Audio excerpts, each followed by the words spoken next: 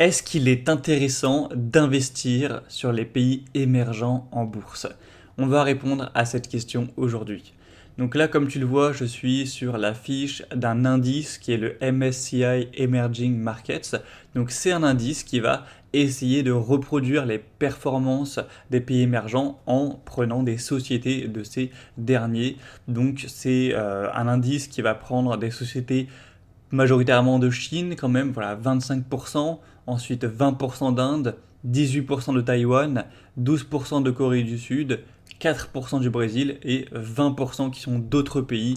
Et là, il y en a une vingtaine, hein, donc notamment le Chili, la Colombie, la République tchèque, l'Égypte, la Grèce, la Hongrie, l'Indonésie, la Malaisie, les Philippines, la Pologne. Bon voilà, tu vois, il y a une vingtaine de pays qui sont considérés comme émergents sur cet indice. C'est bien diversifié évidemment en termes de secteur aussi.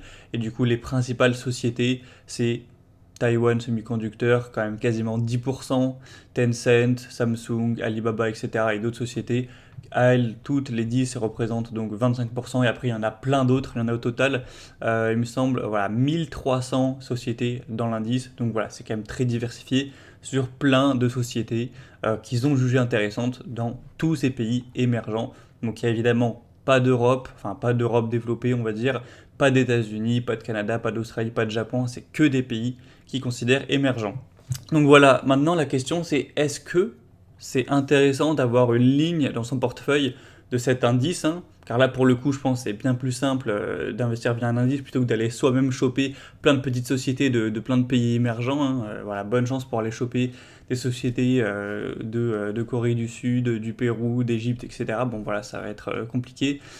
Donc le mieux clairement c'est de le faire avec un indice, je pense.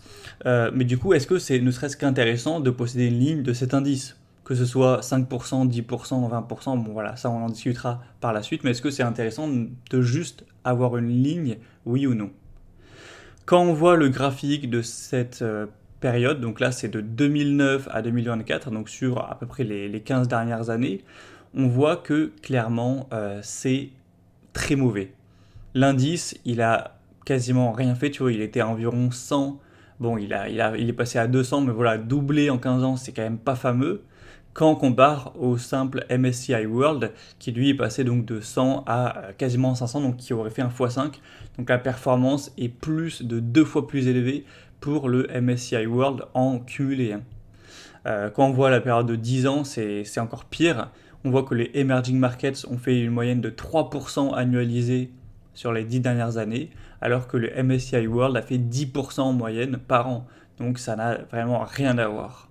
Donc là, quand on voit juste ça, quand on voit juste voilà, le haut de l'iceberg, on pourrait se dire, bon bah non, c'est des performances pourries, le MSCI Emergence ou les pays émergents, donc non, c'est pas intéressant, autant prendre juste un MSCI World et basta.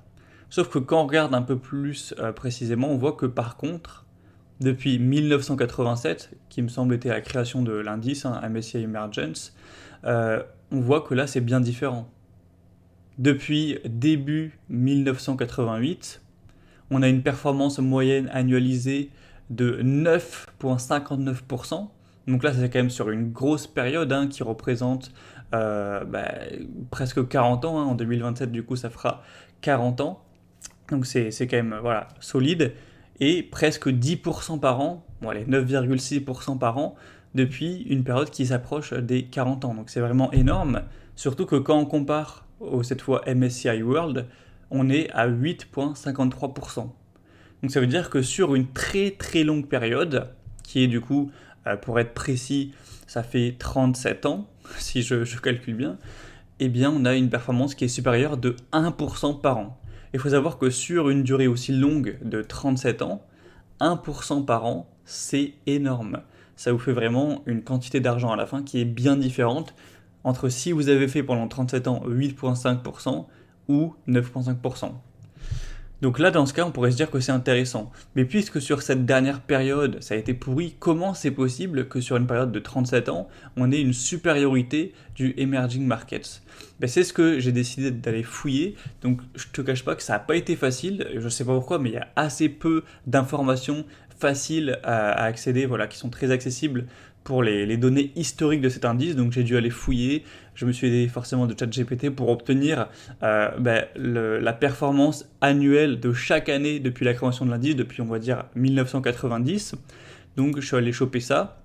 De tout ce que j'ai pu vérifier, ça a l'air juste, hein, mais c'est tellement dur de se rendre compte que voilà, je prends quand même ça avec des pincettes, mais ça paraît logique quand on voit ce que donne, voilà, pour le coup là c'est solide, hein. Si MSCI dit que depuis 1987 ça a fait plus que le MSCI World, voilà, ça par contre j'y crois à 100%, hein.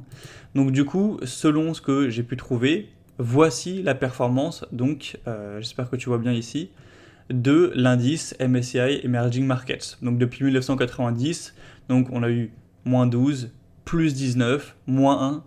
Là c'est vraiment choquant, mais plus 74, moins 7, moins 11, 11, moins 11, moins 25, plus 66, moins 30, moins 2, moins 6, plus 55, plus 25, plus 34, plus 32, plus 39. Donc en fait c'est vraiment cette période, je pense, entre 2002 et 2007 où on a vraiment une performance absolument folle. Je sais pas si tu te rends compte, mais plus 55, plus 25, plus 34, plus 32, plus 39. Donc c'est voilà, 5 années absolument exceptionnelles.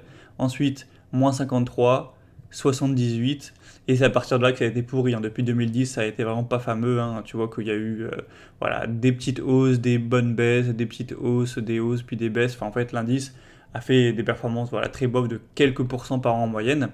Mais c'est vraiment avant, donc dans les années 2000, où il a surperformé de manière voilà, vraiment folle. Rien que je pense, si tu avais acheté en 2003 et que tu vendais en 2007, je sais même pas par combien ça multiplie, mais plus 50% pour ensuite faire plus 25, plus 34, plus 32, plus 39. Je pense que, bah, en fait, on le voit ici, puisque j'ai demandé de mettre la donnée à chaque fois. Donc on était à 2, et ensuite on est passé à 6,4, donc c'est plus que tripler son argent en l'espace de 6 ans, hein. Donc c'est vraiment de 5 ans même. Donc c'est vraiment énorme, hein. Donc voilà, il a eu une très grosse performance pendant une période des années 2000. Je pense que dans les années 90, c'était aussi très bien, mais peut-être moins impressionnant, moins dingue. Et du coup, maintenant, voilà, je vais comparer ça avec le S&P 500. Donc là, j'ai envoyé aussi les données du S&P 500. Et on voit que bah, les données sont un peu différentes. Alors dans les années 90, le S&P 500, il a cartonné, hein, plus 30 en 91. Ensuite, le pire, c'est à la fin des années 90. Je sais pas si tu étais au courant, mais on a eu 37%, 22%, 33%, 28%, 21%, 5 années d'affilée de hausse faramineuse, hein. Donc on est passé d'une valeur de 2x à 5,4x en l'espace de 5 ans. Donc voilà, le marché qui a plus de doublé en 5 ans, de 95 à 99. Je ne sais pas si tu te rends compte quand même, la capitalisation boursière du S&P 500, donc des États-Unis, entre guillemets, qui double en 5 ans. Voilà, c'est assez dingue. Ensuite, bien sûr, il y a eu ce côté bulle, hein, donc on a mangé moins 9, moins 11, moins 22 les 3 années qu'on suivi. Voilà, ça a fait le ménage, hein, parce que c'était devenu forcément n'importe quoi. Dans les années 2000, le S&P 500 il n'a pas fait grand chose, avec aussi la crise des subprimes. On a repris 28, 10, 5, 15, 5 et là moins 37. Et c'est pas le pic, hein, c'est pas le pic du crack, c'est juste sur toute l'année 2008, du 1er janvier au 31 décembre, ça a fait moins 37%.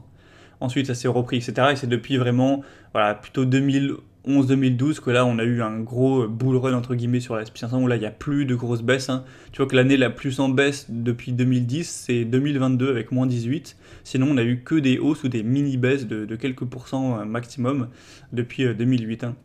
Enfin bref, donc forcément, depuis 15 ans, le emerging, il s'est fait défoncer. Mais par contre, ce qui est intéressant, c'est que, bon, regarde, là, je t'ai affiché, du coup, la différence depuis le début. Depuis les années 90, entre le emerging markets et le S&P 500. Donc on voit que là, il y a une grosse différence, hein, de valeur, puisque, en fait, c'est à partir de là qu'il y a la grosse différence. Tu vois qu'au début, ça se tient. Ils sont au même niveau en 2010. Il y a même le Emergence qui est un petit peu devant. Mais par contre, de 2010 à 2024, il se fait complètement rétamer.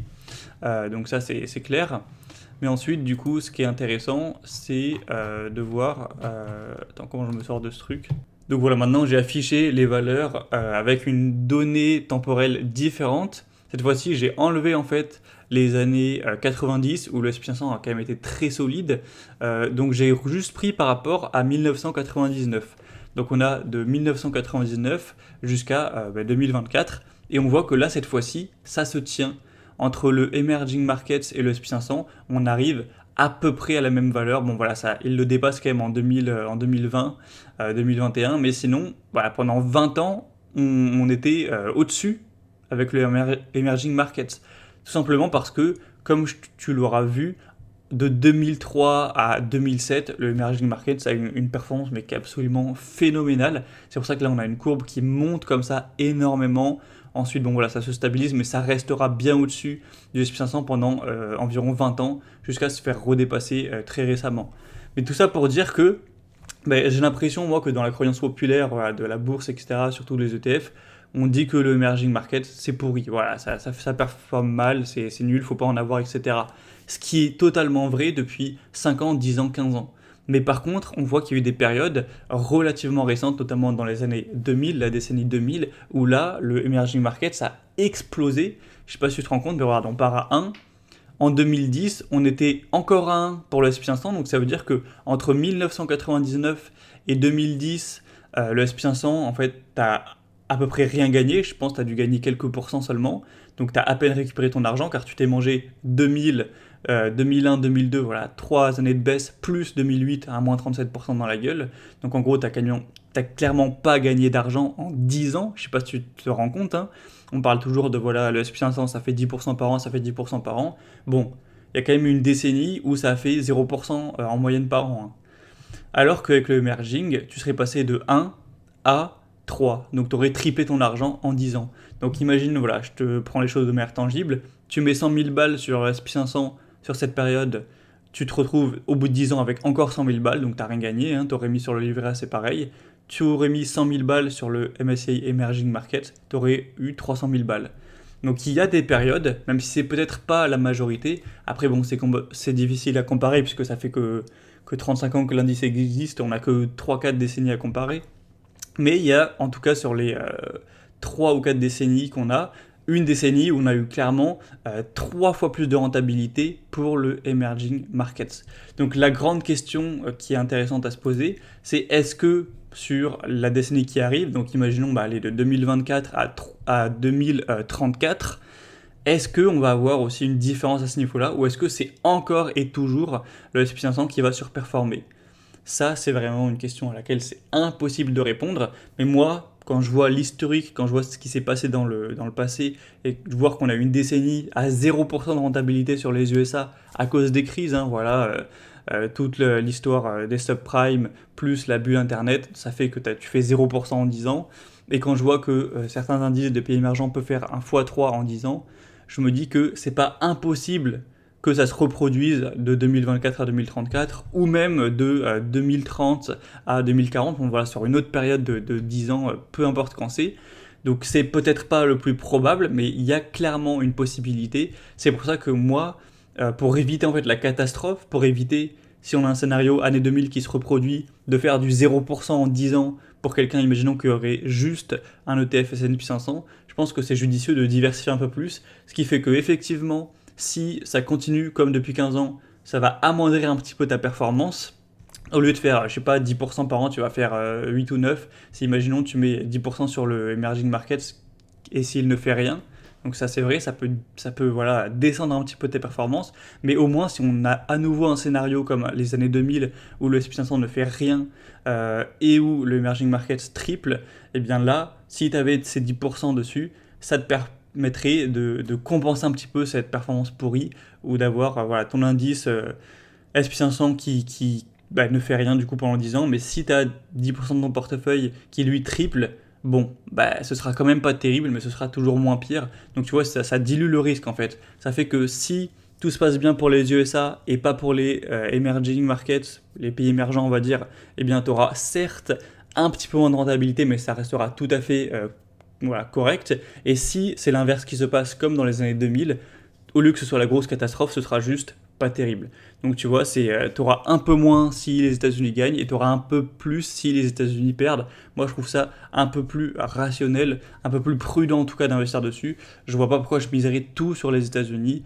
Ça a beau être le pays le plus puissant, ça reste un pays comme un autre qui a eu des crises, qui peut avoir des problèmes. On l'a vu, voilà, les marchés qui font rien pendant 10 ans. Alors que si tu as un peu d'Europe, un peu de pays émergents, un peu d'autres pays développés comme l'Australie, le Japon, le Canada et également des États-Unis, tu te confrontes à l'économie totale en fait, et là, ne faire aucune performance, ça voudrait dire que tous les pays, qui soient émergents, qui soient développés, qui soient des États-Unis ou de l'Europe ou d'ailleurs ou du Japon, ne font rien, et dans ce cas-là, c'est beaucoup plus improbable.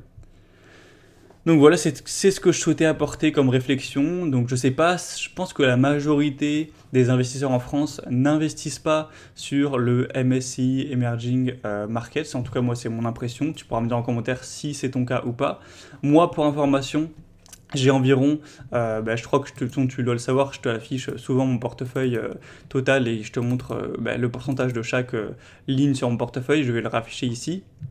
Donc moi j'ai exactement, depuis la dernière mise à jour, voilà 5%, 4,94 pour être précis, de tout mon patrimoine boursier qui est sur le MSCI Emerged. Donc tu vois, c'est pas beaucoup, c'est 5%, donc ça va pas changer tellement, mais voilà, j'envisage peut-être dans les années à venir de monter à 7,5%, si en tout cas on a un peu un retournement à ce niveau-là, parce que voilà, pour moi j'ai envie d'être diversifié sur le monde entier, pas que forcément sur les pays développés. C'est tout à fait possible que dans 10 ans ou dans 15 ans, ce soit les pays émergents qui montent et puis une période un peu plus flat, un peu plus creuse pour les pays développés, en particulier peut-être les États-Unis. Donc je pense que ça vaut le coup de diversifier à ce niveau-là et d'avoir, je te dis pas d'avoir 50% sur les pays émergents, mais d'avoir 5, 7,5, 10, peut-être un petit peu plus % dessus. Ça me paraît tout à fait envisageable et intéressant. Donc voilà, c'était tout pour cette petite vidéo. Tu peux me donner ton retour en commentaire. Et bien sûr, si tu veux suivre ma formation gratuite pour se créer un portefeuille qui a des chances de battre le marché en analysant les sociétés, etc., en faisant du stock picking, clique sur le premier lien en description. C'est une formation par email sur 16 jours, totalement gratuite. À très vite.